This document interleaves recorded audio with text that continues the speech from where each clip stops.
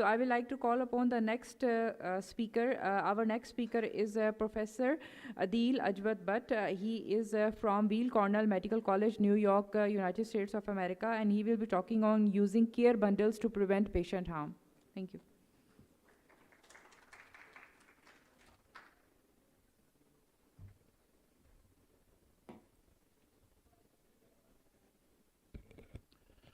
Assalamu alaikum and good morning, everyone.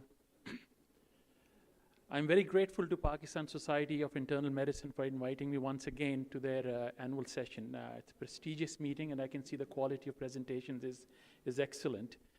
But before I start, let me do an informal poll in the audience. Ye mujhe bataiye ki how many of you have heard the word bundles in medical care?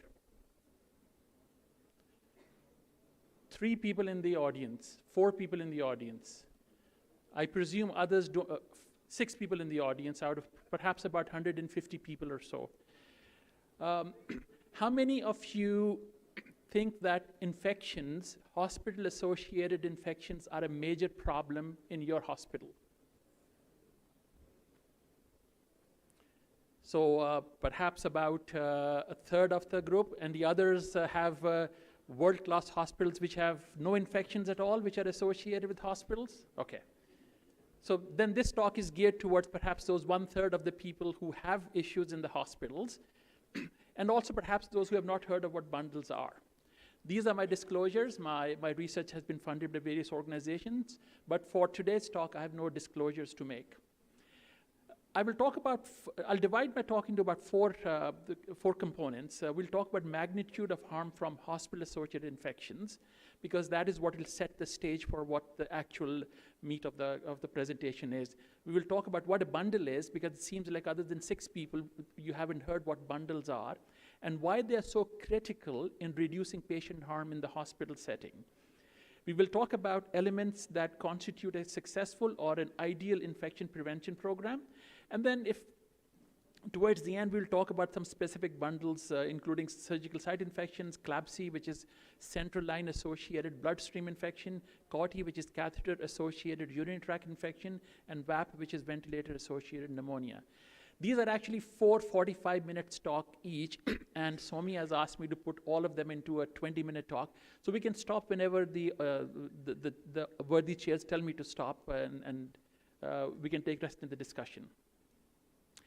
So hospital-associated infections are not uncommon. It can happen to any one of us. A few examples are given out here.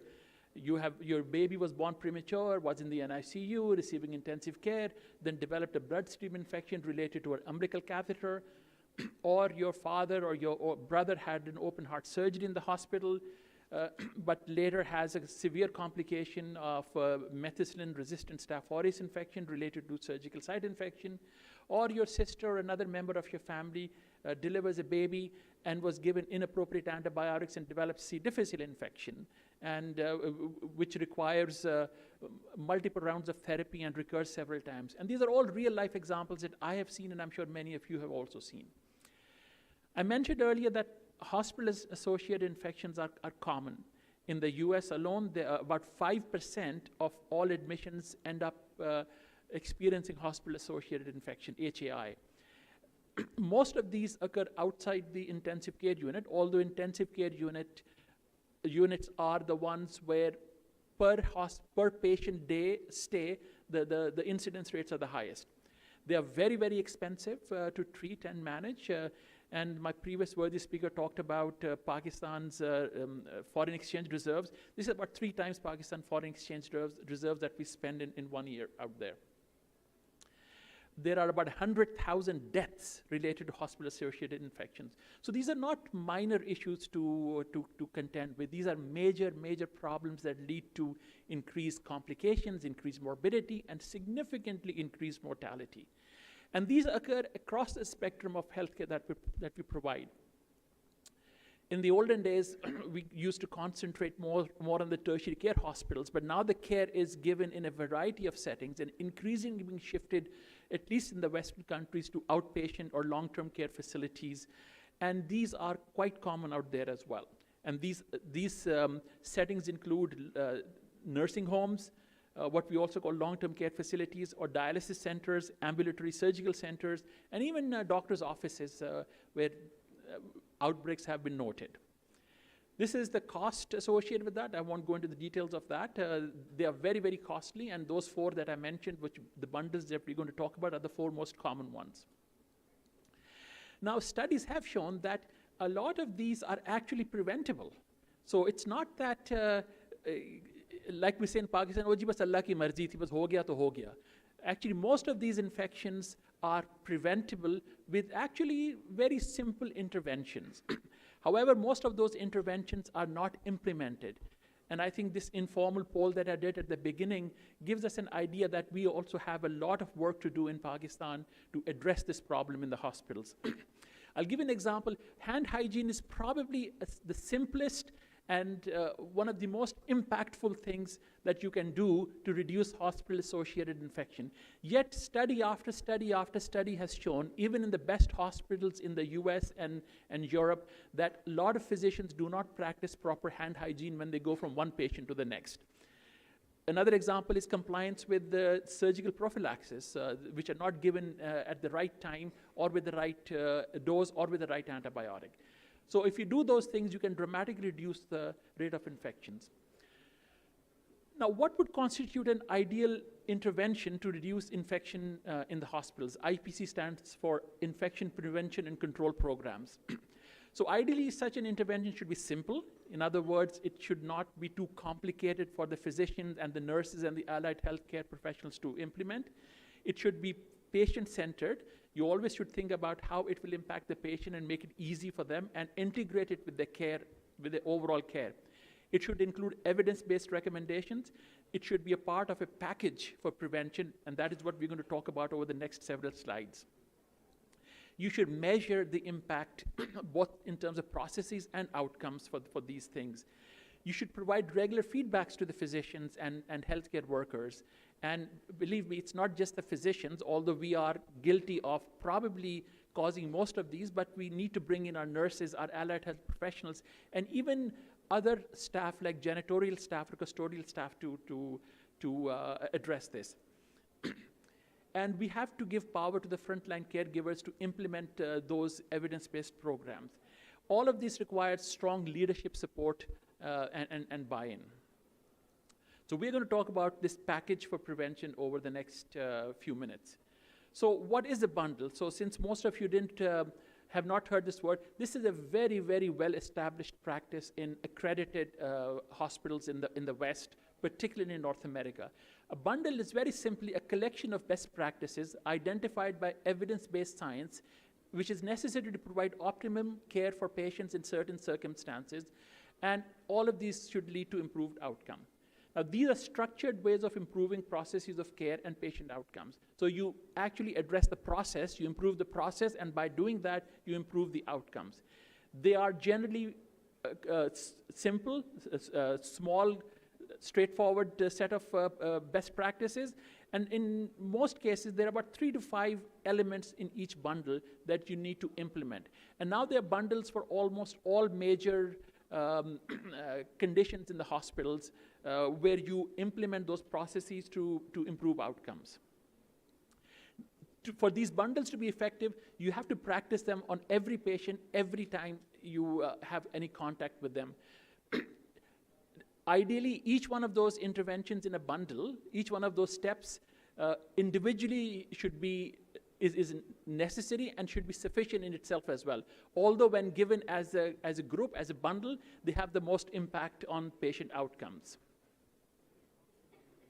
So let's start with the central line bundle. How many of you have put in a central line in a patient? So only about 6 or 8 people or 10 people in this room have put a central line? Dr. Saab, Dr. We need to do something about All right, how many of you, well, if you don't know what the bundle is, maybe you've not practiced the bundles, but maybe you've practiced the elements of the bundle individually without realizing that this is what it is. It's called a bundle. So there are 5 essential elements of a central line bundle. In other words, these are the things you need to do before putting in a line, and when the line has been inserted, that you should always do with every single patient to reduce the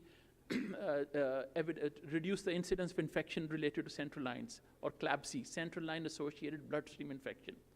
So the first thing is that you should choose the site optimally.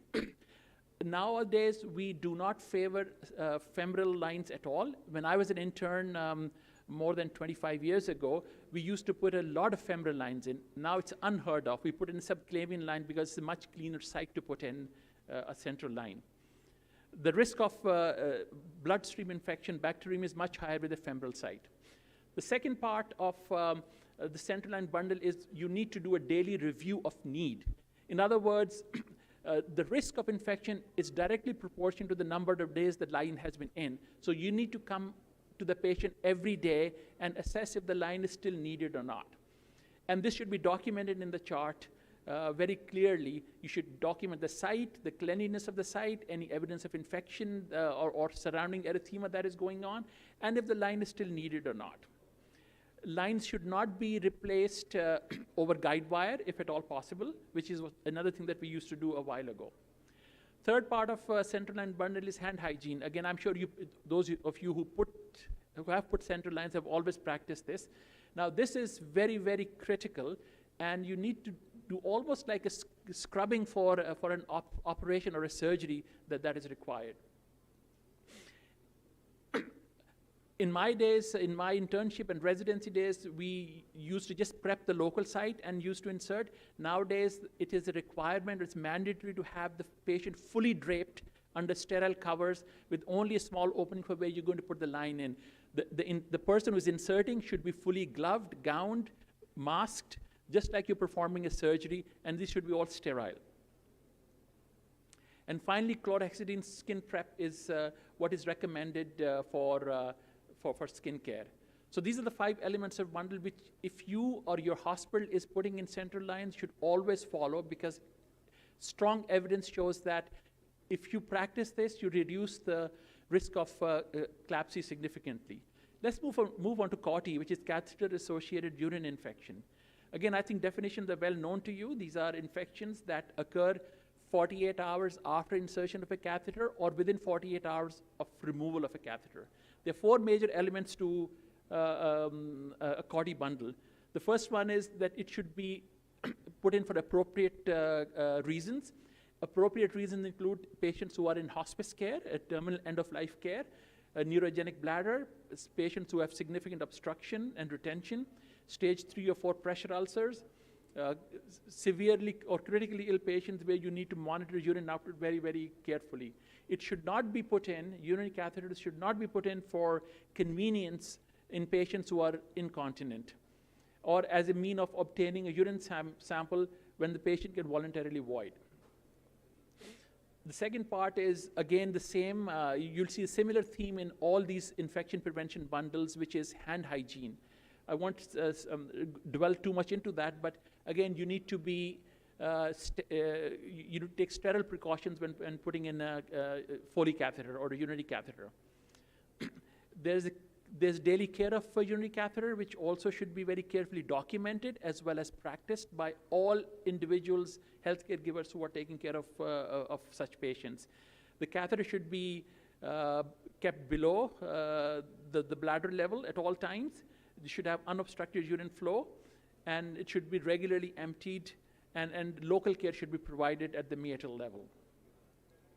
Again, daily review of need is an important part of that, and it is very concerning that even in the best of hospitals, a lot of doctors, it turns out, didn't even know that their patients had urinary catheters after several days of catheters being in there, because it becomes a routine to them and they just keep forgetting about the catheter and ordering to take it out.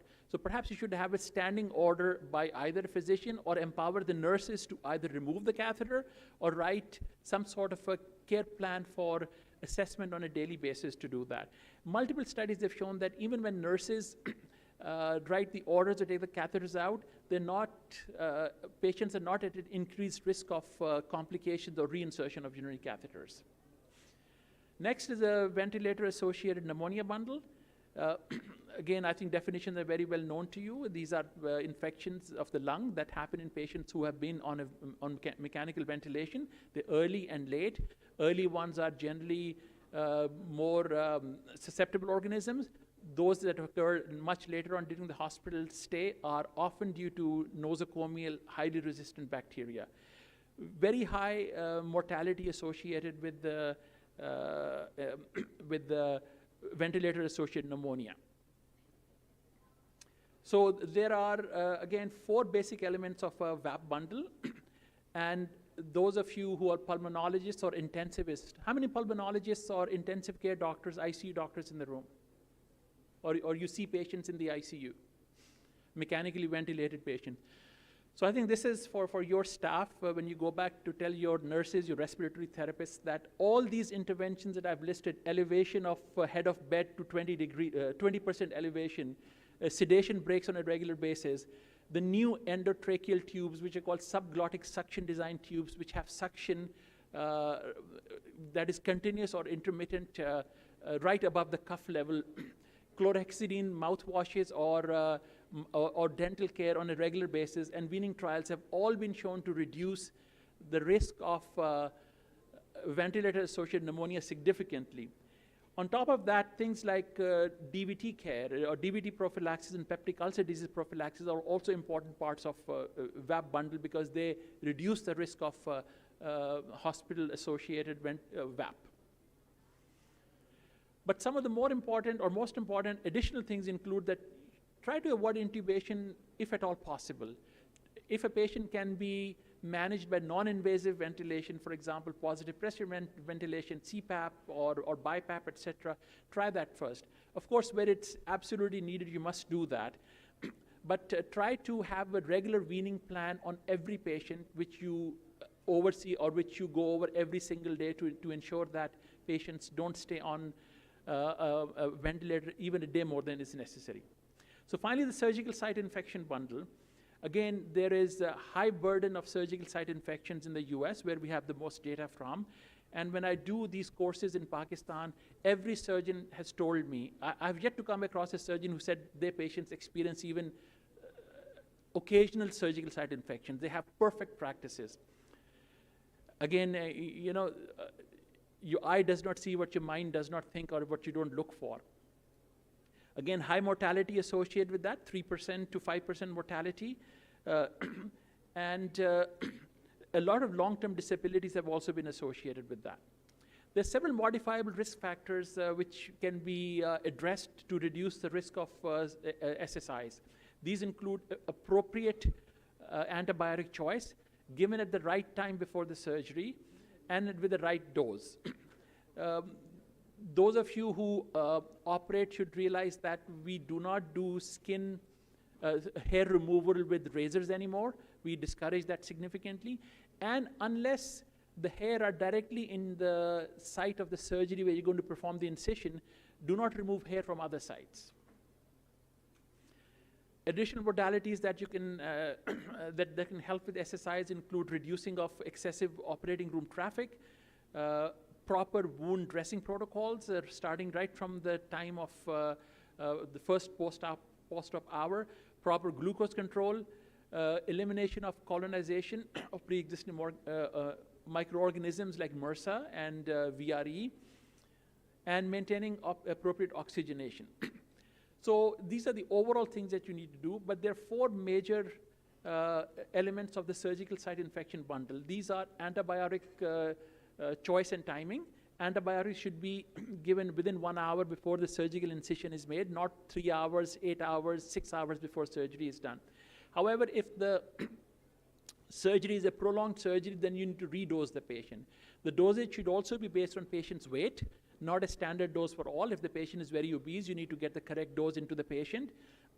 And you need to get the right antibiotic based on your local epidemiology and antibiograms. We talked about hair removal, that you do not remove unless they are in the site of your surgery, and do not use razors if at all possible. For patients undergoing colorectal surgery, cleansing of colon is important. There are several gastroenterologists in the room who understand this very well. Post-op measures include surgical wound dressing. The sterile dressing or the primary protective dressing that you put in the OR should remain in place for about 24 to 48 hours post-op. In the post-op period, glucose control is very, very important, and you should discontinue antibiotics about 24 hours after the end of surgery. Occasionally, you might need to prolong it a little longer, but for clean surgeries or routine surgeries, you should not be giving antibiotics for a prolonged period of time. And finally, maintaining normothermia in these patients is also very important. So if you put all this together, you need to do some things before the procedures, some things during the procedures, and some things after the procedure, which is a complete bundle or a package for SSI prevention. So what are the strategies for implementation of bundles at your hospital or your facility? Of course, it starts with a vision at the highest level, at your leadership level. They have to have a vision, and then they have to have a buy-in, but also all the frontline providers like us and me and you have to have a buy-in that these things work, and we will make an effort to ensure that we will practice this on every single patient. You develop those tools, ones we talked about. There are ways to develop charts, logistics, flow sheets, and so forth, how you would do that on each patient. You do a lot of education and training of your staff, all staff, physicians, nurses, allied health professionals, and all other staff in the hospital. You test those interventions, and then you implement them, and then you keep monitoring them to see that they're still working. So in summary, care bundles are simple tools which are based on strong evidence, or significant evidence at least, that have led to significant reductions in harm events in patients. And I showed you data that these harm events are very, very common, lead to very high cost, but more importantly, high morbidity and unacceptably high mortality in these patients. Theoretically, they're very easy because I think you practice a lot of those elements individually anyway, but for them to have the maximum impact, you need to implement that as a package for each one of those conditions. And by the way, there are many more bundle elements that we have that for many other conditions that you can look up, and we can do that in another session. And my final recommendations for those who are in the leadership positions in hospitals, that you should identify highly prevalent or serious issues that can benefit from these bundles, take a stepwise approach to bundle implementation, and measure outcomes before and after bundle rollout. I'll stop here, and thank you for your attention. So I'm reminded of another session that is going to happen at 3:30 today, which is navigating the research landscape. It's a research methodology workshop for healthcare practitioners. Look forward to seeing you there. We will be doing a lot of exercises for developing research protocols and conducting research. Look forward to seeing you there as well. Thank you.